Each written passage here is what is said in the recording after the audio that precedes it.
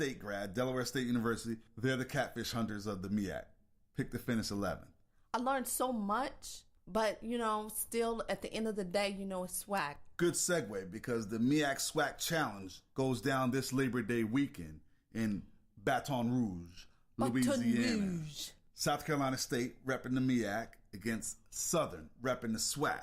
The MEAC owns this event. They're 9-2 overall. South Carolina State is 3-0 in this MEAC SWAC Challenge. Got to give you a little recent history note. Of course. Go ahead. 2015, MEAC SWAC Challenge. South Carolina State beat up, bullied, hammered UAPB. 35-7. You really go there, you really go do that. Right? Like, seriously, no. You know what? That's the Bulldogs cool. won the first MEAC SWAC Challenge back in 2005. It's all cool, because you know what I learned from a very wise woman? When they go low, we go high. So I'm going high above the clouds. I like the Michelle Obama reference. All right now. Now, this is the third MEAC SWAC Challenge for Southern. The Jags won the last two outings. They beat FAMU back in 2007, beat Delaware State in 2010. I'm rolling with the Bulldogs in this one, even though they're on the road. Close one, taking South Carolina State 34-28 over Southern. Now we're going to roll on over to the SIAC, or the Southern Intercollegiate Athletic Conference. Traditional powers, Albany State, Tuskegee, picked to win the East and the West respectively. You know the local squads. The AUC, Morehouse, Clark Atlanta University. Oh, yeah. They're in the SIAC. Okay. Clark Atlanta University's quarterback, Jonathan McCrary, is from DeKalb County, preseason Offensive Player of the Year. Tuskegee's Osban Thompson, preseason Defensive Player of the Year. All I care about is the bands anyway. And that predicted order of finish for the Eastern Division after Albany State, Fort Valley State, down the road, I-75. Yeah. Just outside Macon. Right. Benedict College up in Columbia, South Carolina. Then we mentioned Clark Atlanta 4. Dexter, sorry, man. Morehouse College picked to finish 5th, pulling up the rear, staying in line with the Catfish Hunters theme in the Eastern Division. Out in the West, Tuskegee, in-state rival Miles is picked to finish 2nd, Kentucky State 3rd. Lane College, which is in Jackson, Tennessee, just outside Memphis, on the way to Arkansas. You should know about them. They're picked to finish 4th. I didn't, but that's okay. They're the Dragons.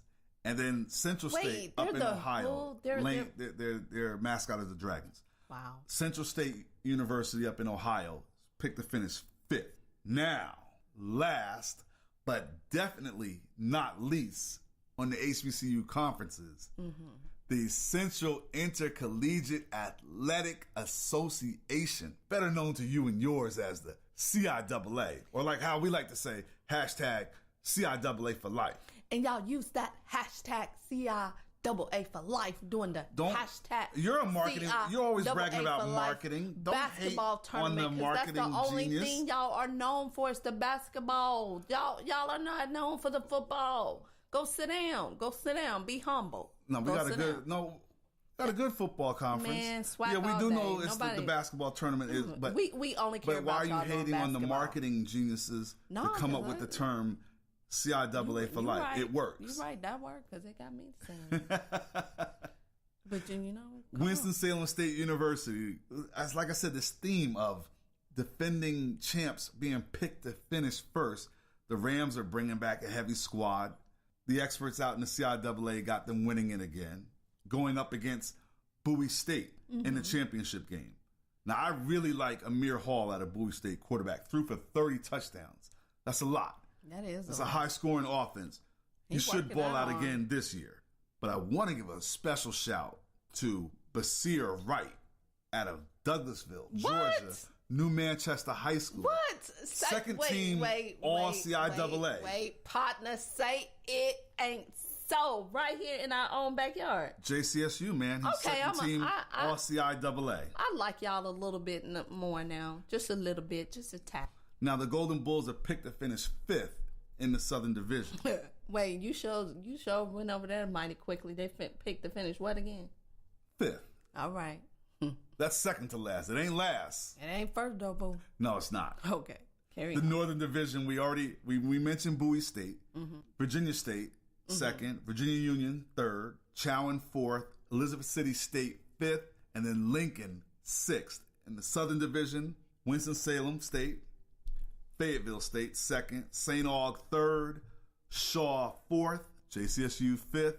Come on now. Get it together, get it together, Golden Bulls. And then Livingstone College 6th. Now, my thing is this. I mean, I get it. I mean, all these stats and blah, blah, blah, blah, blah, blah. But I mean, can we get a little bit more band action? You know, we can even talk about the mascots, for goodness sake. But all this football talk, I know we're a sports show. I know. But the bands are included with it. Because, you know, it's more entertainment. There was an interesting poll I found about. Yeah, come on. Preseason top 15 bands for 2017. Come on. Now, this is very subjective. Now, this is for me. It's subjective because everyone, of course, is going to say their band is better. Jackson State is number 1. You could stop right there because they didn't Southern even University is number 2. Tennessee State number 3. Bethune-Cookman 4. Alabama A&M 5. FAMU 6th. Miles College 7th. It doesn't matter. North Carolina A&T 8th.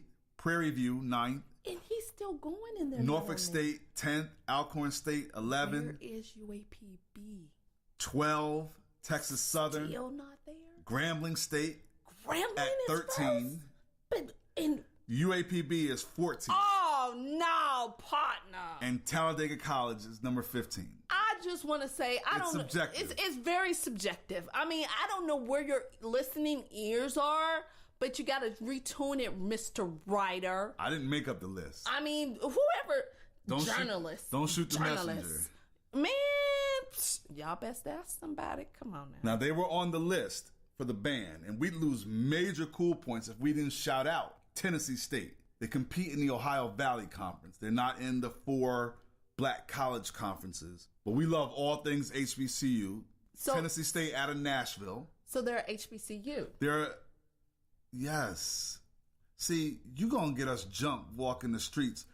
You don't think we have fans who listen to the show who are from Tennessee State University?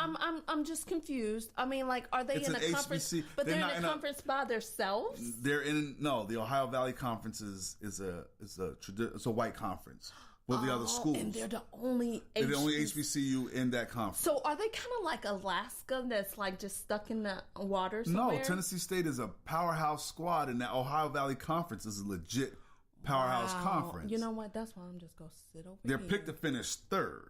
Well, that's We're pulling for them to win the Ohio Valley Conference in 2017. Because we're about all things HBCU. Oh, of course. Yeah. Now, you know what? Black colleges, one of the things we're known for, besides the bands and homecoming, the classics.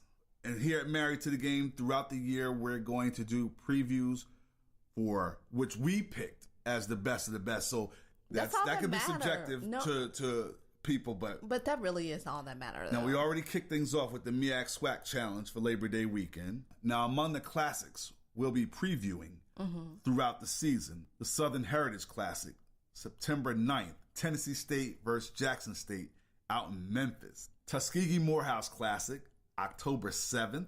Battle of the Bay, Hampton versus Norfolk State, October 14th. Wow. October 28th, the Magic City Classic in Birmingham, Alabama State versus Alabama A&M.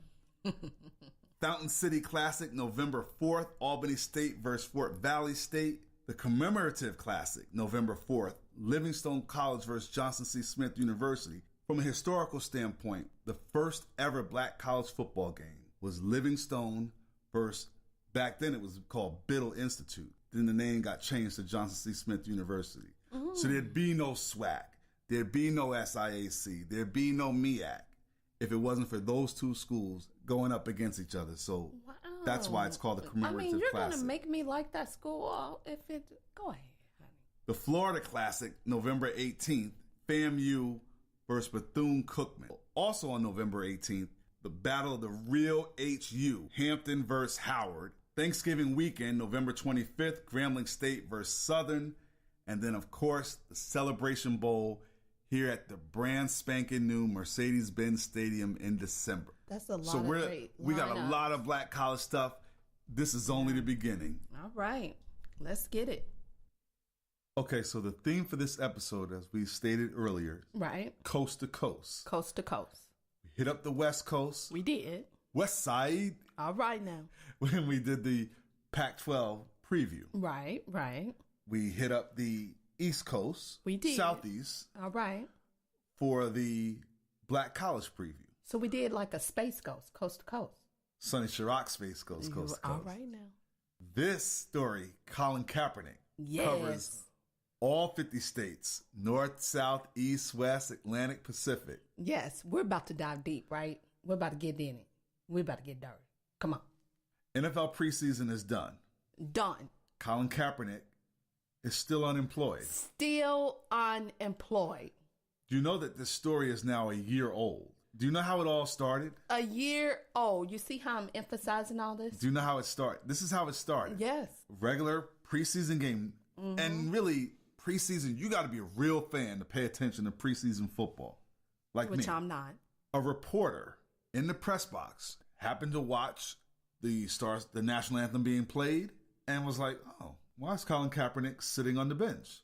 Took a picture with his cell phone. Went and said, I noticed you didn't stand at the national anthem. What's that all about? Platform opened up.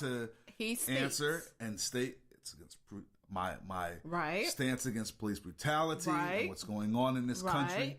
And then that just opened up a firestorm. Which it should have opened up a firestorm for change, not a firestorm for complaints. Let me say that. Right. He's exercising his First Amendment right. Mm-hmm. And a lot of people want to throw in, oh, it's disrespect against what the flag stands for, which is just a piece of cloth. It's disrespect to the men and women who are in the armed forces and all the love to members of the armed forces, past, present, and future. Right. They're in the military to defend his right to protest. Right. This country was established on protest. And I know you are. So, yeah, come on. I know. Okay, so not to belabor the historical significance of that, and especially a poem written by Francis Scott Key, which highlights slavery later on, but we don't sing that. Guy. But just to bring it back to this discussion right here, on about that history. Colin Kaepernick is as good as or better than lot of not the majority, but a lot. I know. I was about to exaggerate. My Dr. Seuss novice attitude. He's better than a lot of quarterbacks out there who are now. out there now. Yes, and that is a crying shame. Can I say that now? Can I say it? Can I say it? That is a crying shame. That is ridiculous. You know what? And to be quite honest, I have to say this because I'm real passionate about this. I feel so freaking torn because we are part of the sports media entertainment that we are reporting on things that I want to stand on with him. You see what I'm saying? I kind of want to be like, look, you're not accepting him. Well, I'm not accepting you. Well, you know I'm not one of those people that's going to join in a protest or a boycott. That's why we're so different. Of the NFL. That's what I love. It means nothing. If you want to boycott something, come on. Boycott the sponsors who give the NFL money. But boycotting, when people send me the emails, do a blackout for the NFL, I hit the delete button faster than Colin Kaepernick could run down the sideline for a touchdown. Sponsors will do a trickle-down effect where it will boycott the NFL. It's the same thing. You want to talk about keeping it real? Yeah. All those people who are talking about boycotting the league, let their team start 3-0. Let their team start 1-0 with an impressive 34-3 win in opening week.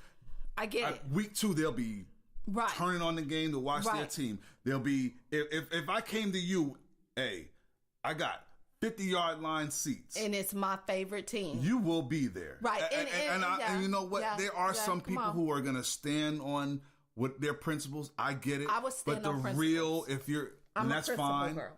Well, I'm not necessarily about that. I'm just keeping it real. Keep it real now. But that just goes to show that sports fans are more invested in a sports organization instead of the equal in treatment and moral and ethical treatment of human beings. Okay, well, you know what? That's what that really goes to show. Well, then, okay. That's ridiculous. No, because if that's the case, then there are He should not be unemployed, man. Before Colin Kaepernick was even conceived in his mother's womb, there were issues that could have been where And you it's could still boycott. gonna be issues So if we don't stand